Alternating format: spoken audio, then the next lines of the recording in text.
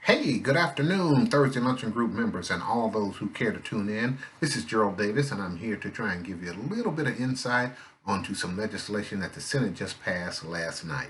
Now, this legislation is designed to help improve the lives of everybody in our community, but there are some very targeted things that are there for small businesses that I wanted to share with you. Keep in mind that this is not the final version. The House has yet to vote on it. They're expected to vote on it tomorrow, which is Friday, March 27th, but they're expected to pass it with unanimous consent. So hopefully what I'm sharing with you will be what the final version is. If it's not, then I'll come back to you with another video to let you know what changes have been made. And keep in mind, this is just what the Senate has passed. They call it their care package. This does not include those programs that are solely identified by the Small Business Administration. We're going to come back to you once the details on that have been outlined. And there are also some local programs that should be of benefit to us as well. But here are the details on the Senate Care Package. First of all, it provides every American family a one-time rebate check of $1,200, $500 for each child. Now, that's very important because it puts money back into the economy, and for those of us who qualify to put money into our hands as well.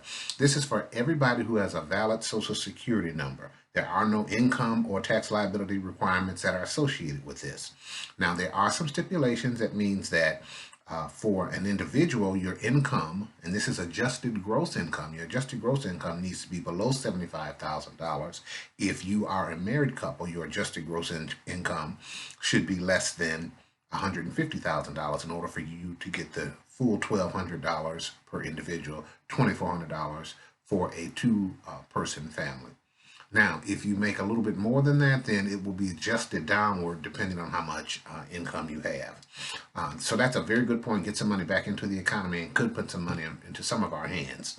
Secondly is on retirement accounts. If you have your IRA, you have your 401k, what this legislation does is it waives the 10% penalty for early withdrawal. So if you have some money in your account and you're not quite age 59 and a half, then you can draw this money out, and according to this legislation, it will waive those penalties, that 10% penalty that is associated with early withdrawal.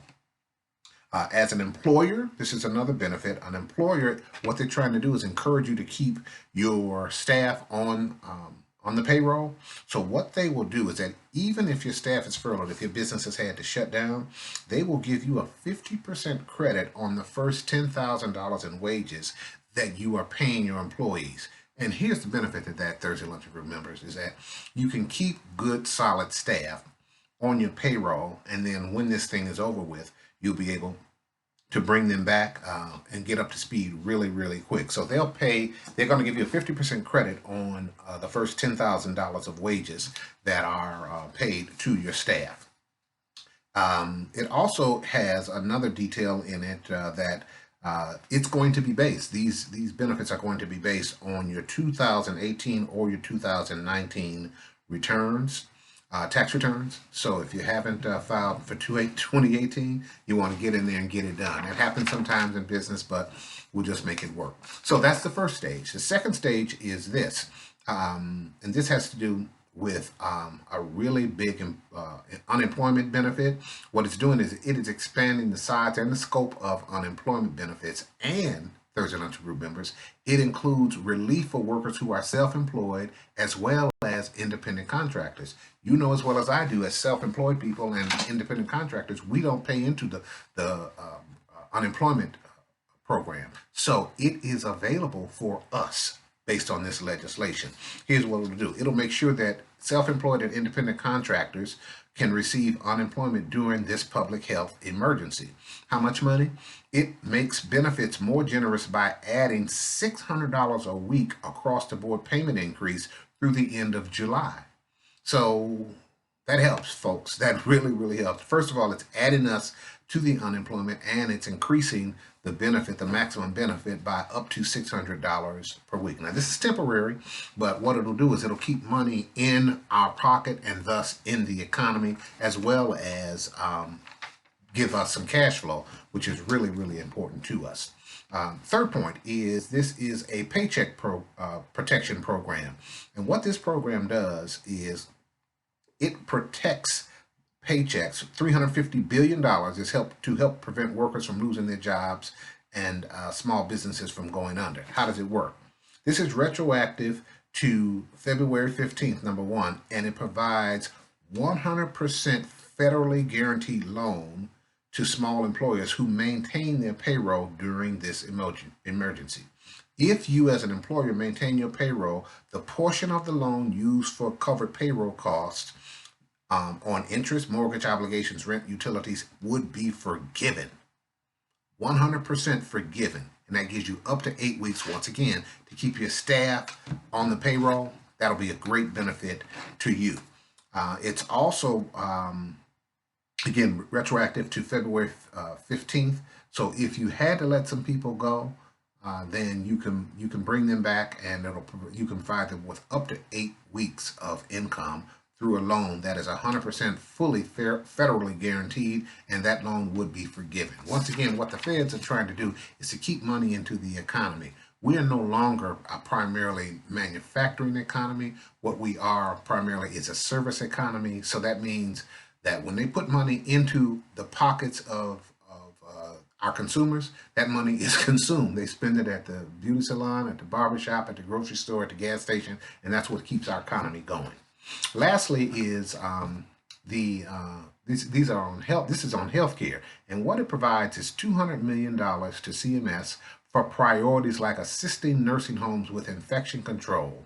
And what it does is it also supports the state's effort to prevent the spread of coronavirus in nursing homes. Why do I mention that? This is a pivot opportunity. Let's just say you own a janitorial business, okay? And what you've been doing basically is keeping facilities clean.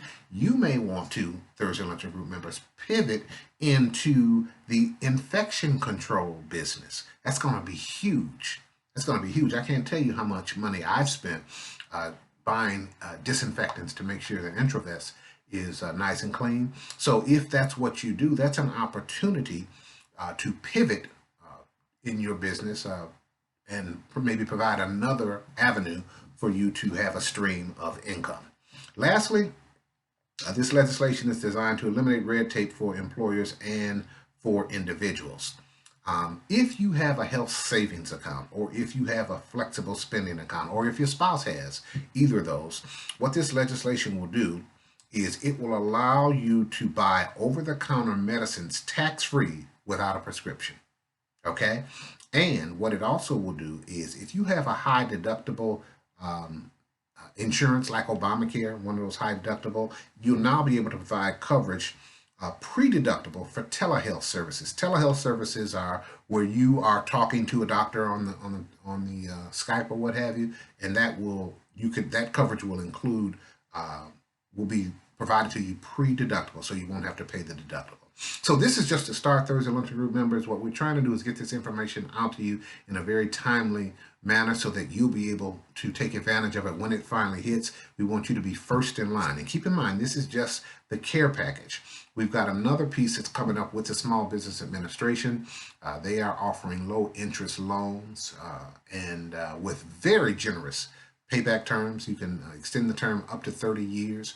And the interest rate, as I understand it, is going to be about 3.5, maybe 3.75% interest. So we want you to be on the forefront or in the forefront of taking advantage of these programs when they hit, and we wanted to get this information out to you. We're going to encourage you, if you have any questions, to please email us at thursdayluncheongroup@gmail.com, and we will try to get this information or your answers back to you as soon as possible. thursdayluncheongroup@gmail.com. We are also planning to have our first Thursday meeting via what is this called? Zoom. I'm old school, so I'm used to meeting you guys face to face. We can't do that anymore. But we're going to utilize the service Zoom, and what we'll be doing is sending you guys a link, and you can sign in. We're going to have our meeting. We're going to keep our faith strong, and we're going to support each other in this this time of need. So we want you to stand by, stick and stay. We'll keep you in the loop, and again, God bless. We look forward to seeing you real soon.